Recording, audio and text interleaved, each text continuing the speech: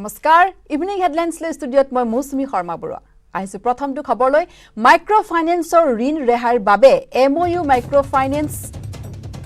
প্ৰতিষ্ঠান আৰু চৰকাৰৰ মাজত এমঅইউ নিৰ্বাচনী প্ৰতিশ্ৰুতি ৰক্ষা কৰি চৰকাৰৰ পদক্ষেপ মাইক্ৰো ফাইনেন্সৰ ঋণ ৰেহাইৰ বাবে এমঅইউ মাইক্ৰো ফাইনেন্স প্ৰতিষ্ঠান আৰু চৰকাৰৰ মাজত এমঅইউ নিৰ্বাচনী প্ৰতিশ্ৰুতি ৰক্ষা কৰি চৰকাৰে গ্ৰহণ কৰিলে এই পদক্ষেপ যেহেতু নিৰ্বাচনৰ পূৰ্বে চৰকাৰে এই প্ৰতিশ্ৰুতি প্ৰদান কৰিছিলে এই প্ৰতিশ্ৰুতি ৰক্ষা কৰি চৰকাৰে এই পদক্ষেপ গ্ৰহণ কৰিছে মাইক্ৰো ফাইনেন্সৰ ঋণ ৰেহাইৰ বাবে এমঅইউ চৰকাৰ আৰু মাইক্ৰো ফাইনেন্স প্ৰতিষ্ঠানৰ মাজত নিৰ্বাচনী প্ৰতিশ্ৰুতি ৰক্ষা কৰি চৰকাৰে এই এমঅইউ মাইক্ৰো ফাইনেন্স প্ৰতিষ্ঠানৰ লগত চৰকাৰে এমঅইউ আৰ্থিক অৱস্থাত কষ্ট পাই আছে তেওঁলোকৰ লগত আমি থিয় হ'ব লাগিব আমাৰ দায়িত্বৰে বহুতে আমাক কৈ আছে কি যে এমএফআই লোন মাফ বুলি কৈছিল মাফ কৰি দিব লাগে যদি আমি লোন দিব নোৱাৰাখিনি মানুহক মাফ কৰি দিও আমাৰ কামটো কম পইচাত হৈ যায় আমাৰ 3000 কোটি টকাত কাম শেষ হৈ যায় কিন্তু আমাৰ এটো মৰেল হ্যাজাৰ্ড হলেতে ইটো দেবিনে মৰেলি আমি মানুহৰ চকুত ভুল বুলি প্ৰমাণিত হতেন এগৰাকী মাতৃয়ে ক'লেহেঁতেন যে ঠিক আছে মই লোন লৈছো ঘূৰাই দি আছো মোৰ কোনো কমপ্লেইন নাই কিন্তু মইতো ঘূৰাই দি আছো মইতো কিবা এটা পাব লাগে সো সেই কাৰণে আমি মৰেল হ্যাজাৰ্ডটোৰ পৰা ওপৰত যাবৰ কাৰণে আমি ঠিক কৰিলো যে যাক লাগে তাকো দিম যাক নালাগে তাকো দিম এটা আমাক বিৰোধীয়ে সমালোচনা কৰে যে আপুনি দিম বুলি কৈ দিয়ালে আৰে বাবা আমি তো ভাল কৰি আছো যাক নালাগে আমি তাকো দিব খুজিছো আৰু যাক লাগে তাকটো দিমে যিমতে কৈ আহিছিল তাকটো কোনো প্ৰবলেম নাই সো ফাৰ্স্ট ক্যাটাগৰীত আমি ঠিক কৰিলো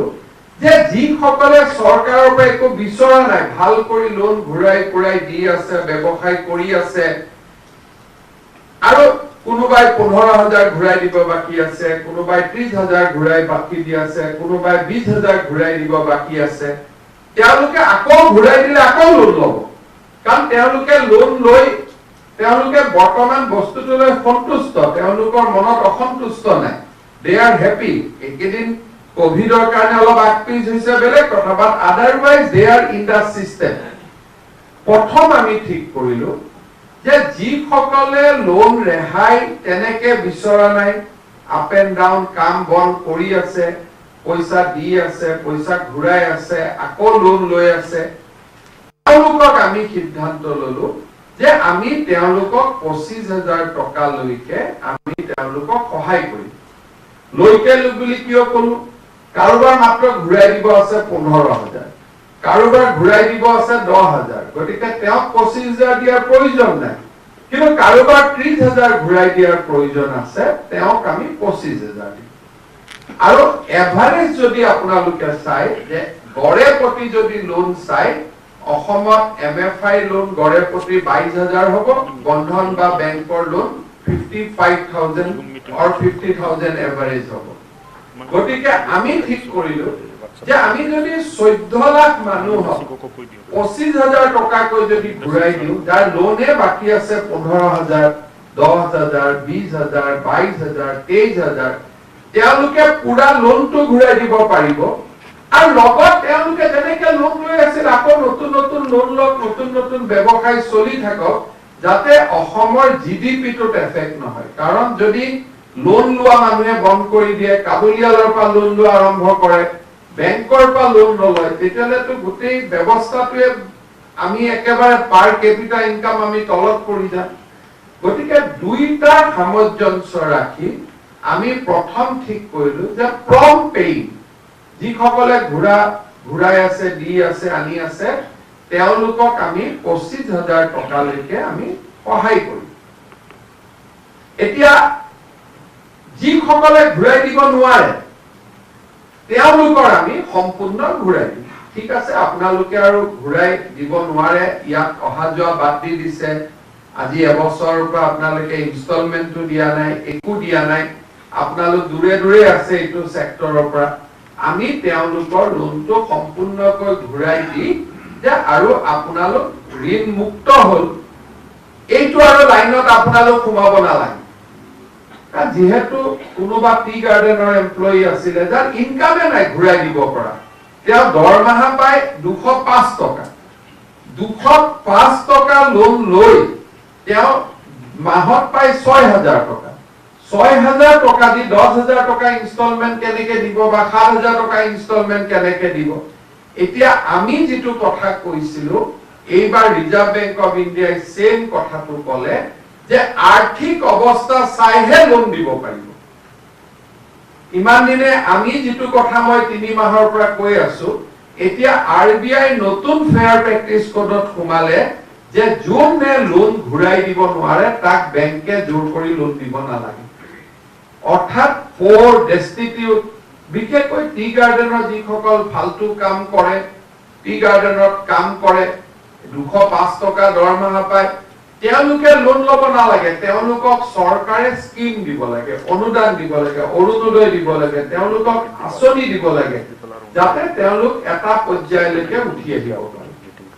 আৰু এটা পৰ্যায় উঠি অহাৰ পিছত তেওঁলোকে লোন ল'ব। কিন্তু যাৰ বিপিএল ঘৰৰ ওপৰত চালি এখন নাই, তেওঁলোকে নিজৰ পৰিয়ালটোক পোহপাল দিব পৰা নাই আৰু বেংকৰ ইনষ্টলমেন্ট কেনেকে দিব। তেনেকুৱা মানুহৰ কাৰণে অসম চৰকাৰে অৰুণোদয় ব্যৱস্থা কৰিছে, বিভিন্ন আঁচনিৰ ব্যৱস্থা কৰিছে। তেওঁলোকক আমি হ্যান্ড হোল্ড কৰি কৰি এটা পৰ্যায়লৈকে উঠাই আনিব লাগিব। তাৰ পিছত তেওঁলোকে লোন ল'ব খুজিলে তেওঁলোকে লোন ল'ব। গতিকে ইন নাটসেল আজি আমাৰ যিখন আঁচনি আমি এমঅইউ কৰিছো, তাতে দুটা পাৰ্ট আছে। এটা পাৰ্ট যিসকলে ধুনীয়াকৈ ঘূৰাই দি আছে, কোনো সমস্যা নাই, এজ অন 31 মাৰ্চ 2021 আমি তেওঁলোকক প্ৰম্পটলি 25000 টকাৰ এটা পুৰস্কাৰ দিম। যেনেকে অভিনন্দন আদি আঁচনি আছিল, পুৰস্কাৰ দিম। কিন্তু যদি 20000 ঘূৰাই দিব আছে 20000 পাব, 15000 ঘূৰাই দিব আছে যদি 15000 পাব, কিন্তু যদি 30000 ঘূৰাই দিব আছে তেওঁলোকে ম্যাক্সিমাম 25000 পাব। আৰু এই কামখিনিত আমাৰ 2.5 বা 3000 কোটি টকা চৰকাৰৰ পৰা খৰচ হ'ব। সেকেন্ড হল যে যোনখিনিয়ে লোন ঘূৰাই দিব পৰা নাই, তেওঁলোকক আমি এতিয়া এপ্লিকেশন ফৰ্ম দিম। তেওঁলোকে আমাক এপ্লিকেশন ফৰ্ম ফিল আপ কৰি তেওঁলোকে আমাক এপ্লিকেশন ফৰ্ম জমা দিব। কোনোবা ডাক্তৰৰ ঘৈণীয়েক, তেওঁৰ লোনটো ঘূৰাই দিয়াৰ কোনো মিনিং নাই। কোনোবা ইঞ্জিনিয়াৰৰ ঘৈণীয়েক, তেওঁৰ লোনটো ঘূৰাই দিয়াৰ কোনো মিনিং নাই। কিন্তু যিখিনি নিম্ন মধ্যবিত্ত পৰিয়ালৰ মানুহ আছে, দৰিদ্ৰতাৰ সীমাৰেখাৰ তলত আছে, তেওঁলোকৰ সম্পূৰ্ণ ঋণ আমি উভতাই দিম। গতিকে সেইটো হল এটা সেক্টৰ। ফাইনালি এনেকুৱা এটা সেক্টৰ আছে যিটো হল মই যে কলো 1,25,000 লোন, তাতকৈ বেছি দিব নোৱাৰে, 3টাতকৈ বেছি লোন দিব নোৱাৰে। বেংকৰ কম্পিটিশনত কিছুমানে বেছি লোন দি দিলে। আজিৰ এমঅইউ খন মতে তেওঁলোকক আমাৰ কোম্পানী সমূহে বেংকে ৰিলিফ, এমএফআই সকলে ফুল ৰিলিফ দিব লাগিব। আৰু তাৰ কাৰণে reserve bank of India guidelines বনাই দিছে যে কেনেকে ৰিলিফ দিব, কেনেকে ফুল ৰিলিফ দিব, তেওঁলোকে দিব লাগিব। তাৰ মানে এমএফআই বা বেংকেও 1 টকা বহন কৰিব লাগিব, আমিও 1 টকা বহন কৰিব লাগিব। 1 টকা বহন নকৰিলেও হলহেঁতেন, কিন্তু তথাপিতো আমি পুৰস্কৃত কৰিছো যে নহয়, আপোনালোকে ভাল কৰি কাম কৰি আছে, কাম কৰি থাকক, ভৱিষ্যতেও লোন লওক, আগবাঢ়ি যাওক। আৰু সেই কাৰণে তেখেতসকলক আমি 25000 টকাকৈ এটা পুৰস্কৃত কৰিব খুজিছো। বা দে আৰ নট ডিফল্টাৰ, 31 মাৰ্চলৈকে ডিফল্টাৰ নাছিলেই লোনৰ। তেওঁলোকৰ লগত একচুয়ালি আমি কথা পতাৰ কোনো প্ৰয়োজনে নাছিল, তেওঁলোকে একো আমাৰ পৰা বিচৰাও নাছিলে। কিন্তু তেওঁলোককো আমি 25000 টকাকৈ এটা দিবৰ কাৰণে আমি সিদ্ধান্ত লৈছো। সো সৰ্বমুঠ এইটো 12000 কোটি টকাৰ এটা পোৰ্টফলিও। 12000 কোটি টকাৰ পোৰ্টফলিওটোত আমি নাজানো কিমান টকা খৰচ হ'ব, কিমানে এপ্লিকেশন কৰিব, কিমানে এপ্লিকেশন নকৰিব, তাৰ মাজত কিমান যোগ্য হ'ব, যোগ্য নহব। কিন্তু আমি চৰকাৰৰ ফালৰ পৰা ধৰি লৈছো যে আমাৰ 7200 কোটি টকা ম্যাক্সিমাম আমি খৰচ কৰিব লাগিব, এৰাউণ্ড 7200 crore। বাকিখিনি বেংক, এমএফআই বহন কৰিব লাগিব। আৰু আমি কিছু যেতিয়া সোমাই যাম তেতিয়া আমি দেখা পাম কিছু লোন হয়তো মানুহে নিজে ইন দি মিন টাইম উভতাই দিছে গতিকে মোৰ অৰ লেছ মই অসমৰ মানুহক এইটোৱে আবেদন কৰিম যে আমি বেংক আৰু এমএফআই ৰ পৰা উলাই গৈ কাবুলিয়ালাৰ পাল্লাত আমি পৰিব নালাগে যে ঘৰত যিটো লোন দিয়ে 10% লোন দিয়ে এইটো আমি পৰিব নালাগে ৰিজাৰ্ভ বেংকৰ লগত আমাৰ বহুত আলাপ আলোচনা হৈছে এতিয়াৰ পৰা ফেয়াৰ প্ৰেক্টিস কোড মতেই লোন হ'ব এজেন ঘৰত গৈ উৎপাদ কৰাৰো কথা নাই কিন্তু লেন্ডিং টু এনেকে হ'ব যে ফেয়াৰ প্ৰেক্টিস কোড মতে লোন হ'ব মানুহে লোন লওক মানুহে লোন ঘূৰাই দিয়ক আৰু লোন লওক আৰু ঘূৰাই দিয়ক তেনেকে কাৰণ বাৰে বাৰে তো চৰকাৰে সহায় কৰিব নোৱাৰে গতিকে লোন লওঁতে সিদ্ধান্ত লওক যে মই কিমান টকা লোন ললে ঘূৰাই দিব পাৰিম বেছি লোভ কৰিব নালাগে যিমান টকা লোন ললে লোন ঘূৰাই দিব পাৰিম কিমান টকা আমি ঘূৰাই দিব লাগে বহুতে মই দেখিছো লোন লৈ ফ্ৰিজ কিনিছে লোন লৈ গাড়ী কিনিছে হেতুৰ পাতো আমি ঘূৰাই দিব নোৱাৰো লোন লৈ আমি সৰু সৰু ব্যৱসায় কৰিলেহে আমি ঘূৰাই দিব পাৰিম এই কাৰণে মই অসমৰ ৰাইজক অনুৰোধ কৰিম যে আপোনালোকে লোন লওক লোন ঘূৰাই দিয়ক আজিও লোন ঘূৰাই দিয়ক আমি আপোনালোকক ইনসেন্টিভ দিছো আৰু ভৱিষ্যতেও আমি মাজে মাজে আপোনালোকক কিবা কিবি দি থাকিম লোন ঘূৰাই থাকিলে সময় এই কাৰণ যিসকলে ঘূৰাই থাকে তেওঁলোকক আমাৰ আপত্তি নাই কেইদিনমান আগতে কৃষিত আমি সিদ্ধান্ত লৈছো যে যিসকলে লোন ঘূৰাই থাকিব তাৰ ইন্টাৰেষ্টটো আমি দিম আমি অসমৰ কৃষকৰ কাৰণে এটা স্কিম লৈছো যে যিমানে লোন ঘূৰাই থাকিব তাৰ interest will be by the state government গতিকে অহা কালি পৰখি আমি এনেকুৱা স্কিম লব পাৰো যে এমএফআই জুনে লোন ঘূৰাই থাকিব প্ৰত্যেক বছৰে আমি এটা পইচা আমি দিম মানুহ সহায় কৰিম আই মাতৃসকল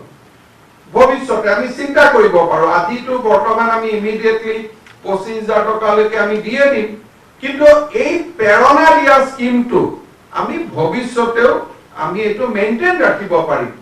এমাউন্টটো হয়তো 25000 বাৰে বাৰে দিব নোৱাৰো কিন্তু বছৰতো 5000 3000 2000 10000 টকা দি থাকাটো আমাৰ আপত্তি নাই মুৰে আই মাতৃ মুৰে মা সকলৰ সুবিধা হ'ব যিসকলে লোন ঘূৰাই দিব নোৱাৰিলে তেওঁলোকৰ লোনও আমি ঘূৰাই দিম আপোনালোকে এপ্লিকেশন কৰিব এপ্লিকেশনটো একানে কৰিব কৈছো তেতিয়া ধনী মানুহবিলাকে লাজত এপ্লিকেশনে নকৰে মোৰ পইচা বাচি যাব সেইকাৰণে তেওঁলোকে এপ্লিকেশন কৰিব কাৰণ হিদিনাখনে টিভিত মই কেইটামান দিন আগত দেখি আছো এগৰাকী শিক্ষয়িত্ৰীয়ে চিঞৰ বাখৰ কৰি আছে লোন কিয় দিয়ে আৰে বাবা বাইদে আপুনি ললে কিয় লোনটো সেই মানুহখিনি তেতিয়া নিজে এপ্লিকেশন নকৰিব দৰিদ্ৰ মানুহখিনিয়ে কৰিব চাহ বাগিচাৰ আই মাতৃসকলে কৰিব গাঁৱৰ দুখীয়া মহিলাখিনিয়ে কৰি দিব ঘূৰাই দিলেও পাব্লিকে বেয়া নাপায় কিন্তু ধনী মানুহৰ লোন ঘূৰাই দিলে মোক আকৌ পাব্লিকে বেয়া পাব গতিকে সেইখিনি আমি ঘূৰাই নিদিও আৰু যিখিনি মানুহে হসাকৈ লোন উভতাই দি আছে তেওঁলোকক আমি 25000 টকাকৈ আমি দি যাম আৰু তেওঁলোকে লোন ঘূৰাই দি থাকক মই বাৰে বাৰে কৈছো যে লোন ঘূৰোৱাটো বন্ধ কৰি দিলে লোনটো মাফ পাব কিন্তু ভৱিষ্যতে আপোনালোকে যেতিয়া বেংকৰ পৰিৱৰ্তে কোনোবা কাবুলিয়ালৰ পৰা লোন ল'ব এটো পাৰ মান্থ 10% ইন্টাৰেষ্ট হ'ব একেসকলৰ পৰা বছৰি 22% ইন্টাৰেষ্ট হ'ব 23 হ'ব ইন্টাৰেষ্ট কমিও আছে সেইকাৰণে যিসকলে ভাল কৰি লোন ঘূৰাই দি ব্যৱসায় কৰিব খোজে আপোনালোকে লোন ঘূৰাই থাকক লৈ থাকক ঘূৰাই থাকক আৰু যোনে নোৱাৰে তেওঁলোকৰ আমি লোন সম্পূৰ্ণ একো বাকি নাৰাখো কমপ্লিট লোন আমি ঘূৰাই দিম কমপ্লিট ৰিলিফ পাব আৰু তেওঁলোকে বিভিন্ন চৰকাৰী আঁচনিৰে তেওঁলোক আগবাঢ়ি যাব এইখিনি হৈছে থুলমূল এমঅইউ খনৰ মূল কথা এই এমঅইউ খন ৰিজাৰ্ভ বেংক অফ ইণ্ডিয়ায়ো অনুমোদন দিছে বিত্ত মন্ত্ৰী নিৰ্মলা সীতাৰামনেও খুব ভাল পাইছে এইটো পইণ্টতে ভাল পাইছে সবে ভাবিছিল যে ঘূৰাই নিদিয়াখিনিকহে অসম চৰকাৰে লোন মাফ কৰি দিব কিন্তু ঘূৰাই দিয়াখিনিকো যে আমি পুৰস্কাৰ কৰিম সেই কথাটো কোনেও ভবা নাছিল গতিকে this is one of the best scheme যেটো নিৰ্মলা সীতাৰামন ডাঙৰীয়ানিও টুইট কৰিছে আমি সকলোৱে দেখিছো যে ঘূৰাই দিয়াখিনিকো আমি কিবা এটা সহায় কৰিছো এতিয়া এইখন আজি এমঅইউ হল ইয়াৰ পিছত কৰিবলগীয়া কাম বহুত আছে আমি প্ৰথম লিষ্ট লম কোন সকলে ঘূৰাই দিছে টকা অনুমোদন হ'ব তাৰ পিছত আমি জিলাই জিলাই এই টকাবিলাক আমি দিম in the mean time application যাব যি সকলৰ লোন সহজ ভাষাত এনপিএ হৈ গল ঘূৰাই দিব নোৱাৰে তেওঁলোকক এপ্লিকেশন যাব তেওঁলোকে ফিল আপ কৰি দিলে আমি তেওঁলোকক লোন ঘূৰাই দিয়াৰ তেওঁলোকৰ ঋণ মাফ কৰাৰ ব্যৱস্থা কৰিম এটো এটা দীঘলীয়া ৰাস্তা হ'ব কিন্তু অন্তত আজিৰ পৰা এমওইখন কৰাৰ পিছত আজিৰ পৰা এই প্ৰক্ৰিয়াটো আৰম্ভ হ'ল 100 দিনত ইয়াতকৈ বহুত কৰিব নোৱাৰি গাড়ী যিমান স্পিডত চলাব পাৰি চলোৱা হৈছে তাতকৈ বেছি কৰিলে হয়তো গাড়ী এক্সিডেন্ট হৈ যাব গতিকে 3 মাহত যিমানখিনি পাৰি কামখিনি আৰম্ভ কৰা হৈছে সেপ্টেম্বৰ মাহৰ পৰা পুলিচৰ ৰিক্ৰুটমেন্ট আৰম্ভ হ'ব শিক্ষকৰো আৰম্ভ হ'ব আজি অলপ আগতে আমি নাবাৰ্ডৰ লগত ফাইনালাইজ কৰি দিলো যে লোন বিলাক কেনেকে লম কেতিয়াৰ পৰা কাম হ'ব কেতিয়াৰ পৰা কত মেডিকেল কলেজ হ'ব যোৱা দুদিন ধৰি ডিসি সকলৰ লগত আমি 21 ঘণ্টা একেলগে বহিছো কেনেকে ৰাইজৰ মাটিৰ পট্টাবিলাক কেনেকে এবাৰ আমি ঠিক কৰি দিব পাৰো কেনেকে 10 লাখ ঘৰ এবাৰ এই বছৰতে আমি নিৰ্মাণ কৰিব পাৰো যদি 10 লাখ ঘৰ এই বছৰতে আমি নিৰ্মাণ কৰো 11,000 কোটি টকা আমি বিনিয়োগ হ'ব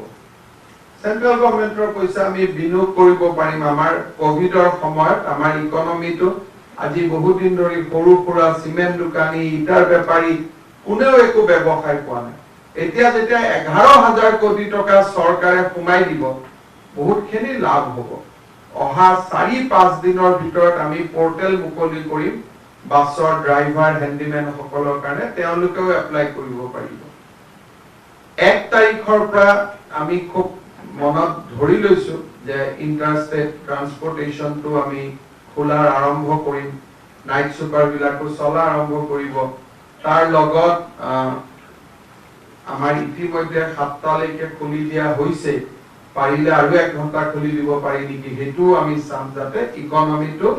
আমি back to the trail আমি লৈ আহিব পাৰো আজি আপোনালোকে জানে যে কোভিডৰ মাজতো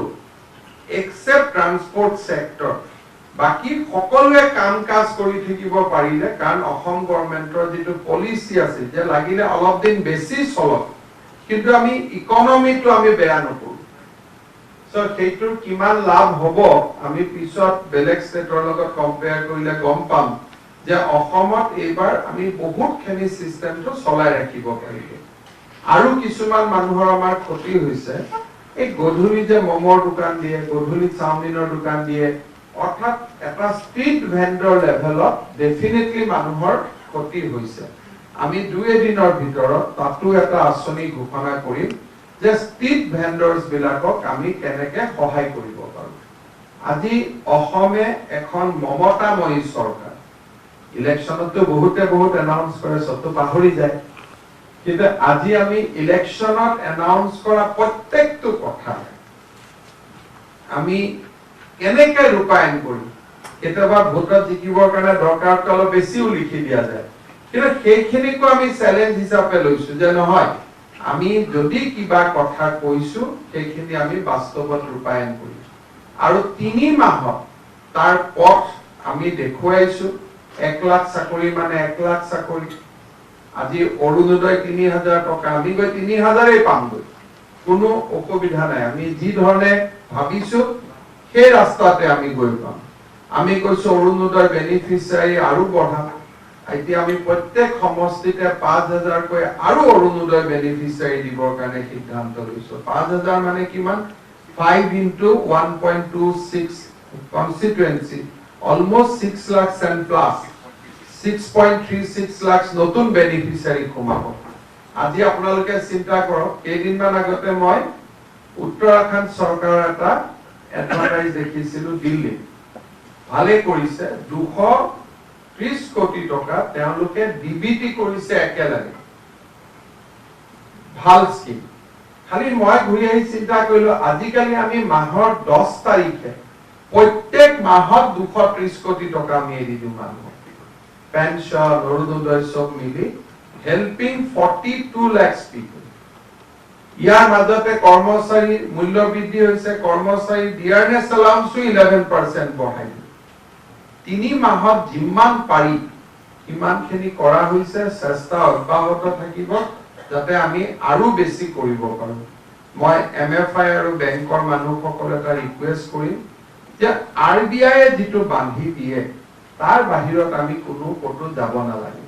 সো ফেয়াৰ প্ৰেক্টিস কোড আমি মানিব লাগে দুই এটা দল সংগঠনে কেতিয়াবা কয় যে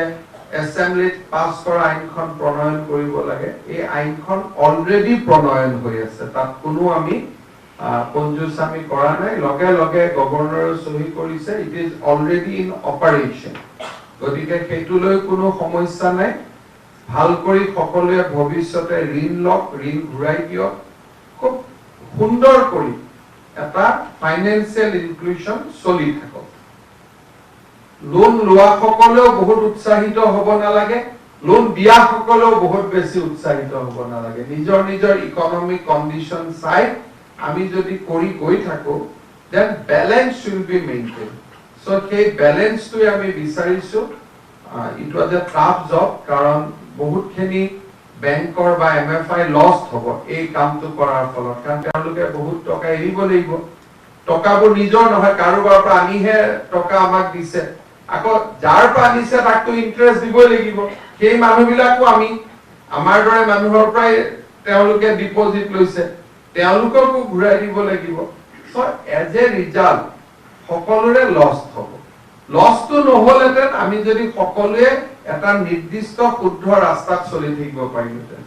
আজি মই বাজেটৰ পৰা মোৰ 6-7 কোটি টকা যাব এই টকাখিনি দি মই আৰু কিবা কিবি কৰিব পাৰিলোঁতেন কিন্তু যি নহওক পৰিৱেশ এটা আছিলে পৰিৱেশ এটা আমি সমাধান কৰিলো আজিৰ পৰা যাতে আমি সকলোৱে খুব সুন্দৰভাৱে পৰিচালিত হ'ব পাৰো